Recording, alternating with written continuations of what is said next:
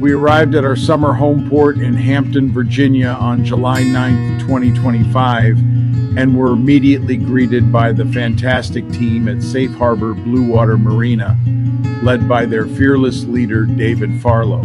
After fueling up, we moved over to the T-dock they had assigned to us and got settled in. We were pumped to start exploring Hampton, and honestly, the place won us over fast. The view of downtown Hampton and that first sunset sealed the deal. Right then we knew we'd made the right call. Downtown was just a short bike ride or dinghy hop away with plenty to do. We found a great brewery called Bull Island, plus a whole waterfront area lined with solid spots to eat, hang out, and wander. I was also able to bike to pretty much anywhere I needed. BJ's, West Marine, both a little over 4 miles, but an easy ride. The marina itself was well kept, with a beautiful pool and an on-site restaurant that everyone raved about.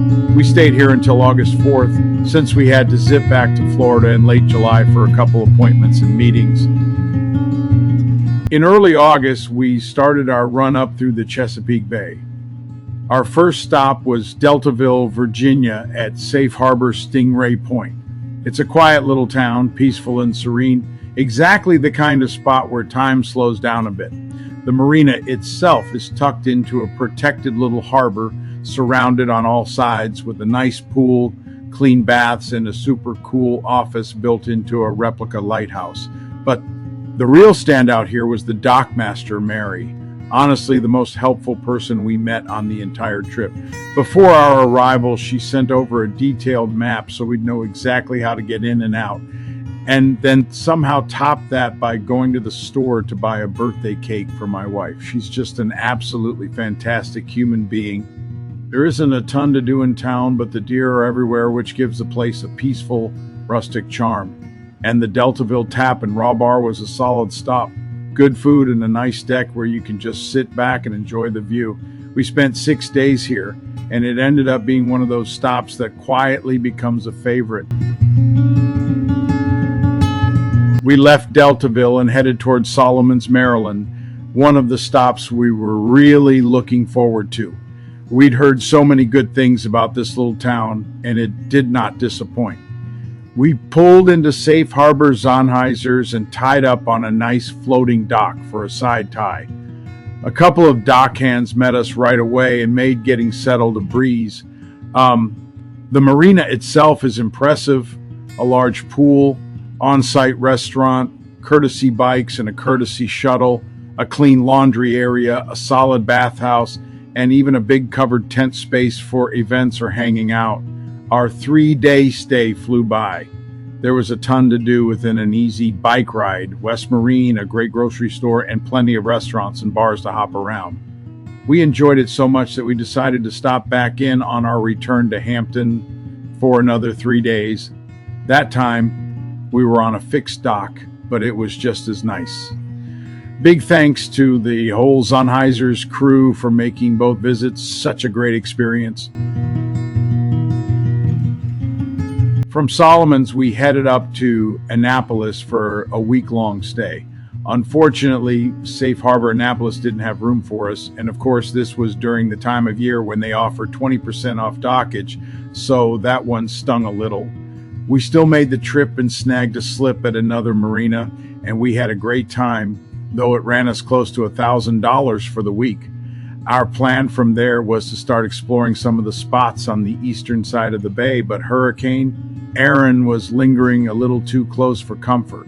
So instead, we pushed farther north for a few days and made our way to Safe Harbor Great Oak. This marina is huge, tons of space, and a very well-protected basin. The trade-off is that it's pretty far from anything, but I've heard it really comes alive on the weekends. We were there midweek, so all the restaurants and bars were closed, and we didn't get to check any of them out. Even so, the property had a lot going for it. A cool trampoline mat, laundry facilities, grills, a pool, though it was too chilly for us, a big beach bar, and a restaurant on site. And the staff, super helpful and incredibly friendly. Our final stop before looping back through Solomons and Deltaville on the way to Hampton was Kent Narrows. This is a big marina, but with our wide beam, there weren't many slips we could squeeze into. Even so, we had a great time. Since we arrived late and they didn't have anywhere else to put us, we ended up staying on the fuel dock after topping off.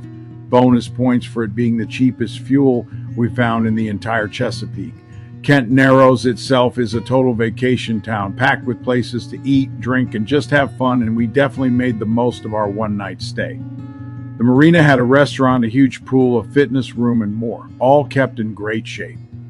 The staff was fantastic too, super helpful, quick to offer recommendations, and they still managed to squeeze us in even though it was just for one night on the fuel dock. We headed back to our summer home base in Hampton, Virginia, only for a week, before starting our trek south ahead of the colder weather.